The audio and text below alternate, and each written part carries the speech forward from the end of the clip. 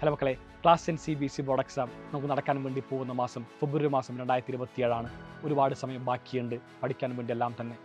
പക്ഷേ ഇപ്പോൾ എല്ലാവരും തന്നെ കേൾക്കുന്ന സംഭവമാണ്, സിലബസ് മാറുന്നുണ്ട്, പുതിയ സിലബസ് വന്നു. ഈ കാണുന്ന സിലബസ് മാറ്റം ഞങ്ങളെ എങ്ങനെയായിരിക്കും ബാധിക്കുക എന്ന് നിങ്ങളെല്ലാവരും മനസ്സിലാക്കണം. ഈ പറയുന്നൊരു പുതിയ സിലബസ് മാറ്റം ഒന്നും തന്നെ നമ്മളെ ബാധിക്കുന്നതല്ല. ഈ കാണുന്ന സിലബസ് മാറ്റം നടക്കാൻ വേണ്ടി പോകുന്നത് നിങ്ങളുടെ ജൂനിയേഴ്സ് അഥവാ ഇപ്പോൾ 9ാം ക്ലാസ്സിൽ പഠിക്കാൻ വേണ്ടി പോകുന്ന വിദ്യാർത്ഥികൾക്കാണ്. അവർക്കൊരുപാട് പുതിയ സബ്ജക്റ്റുകൾ വരുന്നു, അവർക്കൊരുപാട് 3 ലാംഗ്വേജ് ഫോർമുലാസ് വരുന്നു. അത്തരത്തിൽ ഒരുപാട് മാറ്റങ്ങളാണ് CBSE കൊണ്ടുവരാൻ വേണ്ടി പോകുന്നത്. അത് എക്സാമിൻ്റെ പാറ്റേണിലായിക്കോട്ടെ, കുറച്ചും കൂടി കോമ്പറ്റീവ് ലെവലുള്ള എക്സാമാണ് നമുക്കിനി CBSE കാണാൻ വേണ്ടി സാധിക്കാം. ഇങ്ങനെ ഈ പറയുന്ന സിലബസ് ഒന്നും തന്നെ നമ്മൾക്ക് മാറുന്നില്ല. അപ്പോൾ നമ്മൾ എന്തിന് ടെൻഷൻ അടിക്കണം, നമ്മൾ കൂളല്ലേ എന്ന് നിങ്ങൾ ആലോചിക്കും. അവിടെയാണ് ഒരു ചെറിയ പ്രശ്നമുള്ളത്. കാരണം നിങ്ങൾ 11th വരുമ്പോൾ 11th സിലബസ് കംപ്ലീറ്റ്ലി മാറും. ഞാൻ കാര്യം പറയട്ടെ, നിങ്ങളെല്ലാവരും ഇപ്പോൾ മാത്സിനകത്ത് പഠിക്കുമ്പോൾ മാത്സിലെ 5ാമത്തെ പാഠം AP ആണ്. നിങ്ങൾക്കറിയാമായിരിക്കും.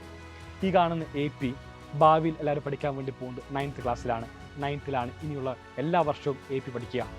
നിങ്ങൾ ആലോചിച്ച് നോക്കി, എത്ര തമ്മിൽ മാറ്റമുണ്ട്. നിങ്ങൾ പഠിക്കുന്ന റൂട്ട് 2 ഇറാഷണലാണ്, റൂട്ട് 3 ഇറാഷണലാണ്. അതിൻ്റെ പ്രൂഫ് എല്ലാം തന്നെ പഠിക്കാൻ വേണ്ടി പോകുന്നത് ഇനി 9th ലീനിയർ ഇക്വേഷൻ പഠിക്കാൻ വേണ്ടി പോകുന്നത്, അതിനകത്തുള്ള സോൾവിങ് എല്ലാം തന്നെ ഇനി പഠിക്കാൻ വേണ്ടി പോകുന്നത് 9th. അപ്പോൾ ഒരുപാട് 10th ഭാഗം 9th വരാൻ വേണ്ടി പോകുന്നു. 11th 1-2 ഭാഗങ്ങൾ 9th വന്നു കഴിഞ്ഞു ഓൾറെഡി.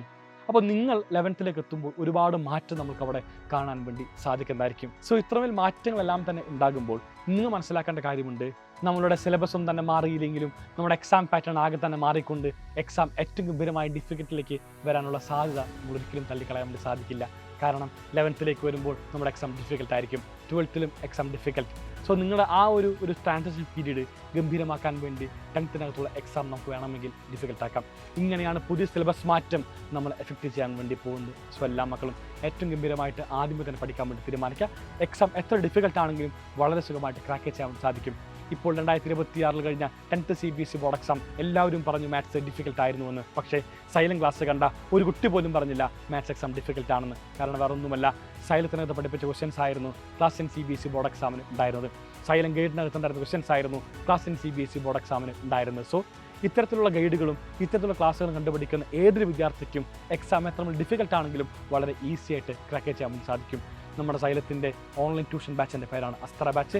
ഇപ്പോൾ നിങ്ങൾക്ക് സൈലത്തിൻ്റെ അസ്ത്ര ബാച്ച് ജോയിൻ ചെയ്യാൻ സാധിക്കും. അതിനുവേണ്ടി എല്ലാവരും വിളിക്കേണ്ട ഫോൺ നമ്പർ താഴെ കാണുന്ന 9995400800 ആണ്. മക്കളെ, ഇപ്പോൾ തന്നെ അസ്ത്ര ബാച്ച് ജോയിൻ ചെയ്തുകൊണ്ട് എത്രമേൽ എക്സാം പാറ്റേൺ മാറി വന്നാലും എത്രമേൽ ഡിഫിക്കൽട്ട് ക്വസ്റ്റ്യൻ പേപ്പർ വന്നാലും ക്രാക്ക് ചെയ്യാം നമുക്ക് അസ്ത്ര ബാച്ചിലൂടെ. Bye, thank you and signing off, Afnas, AK from Silent Learning. Bye bye.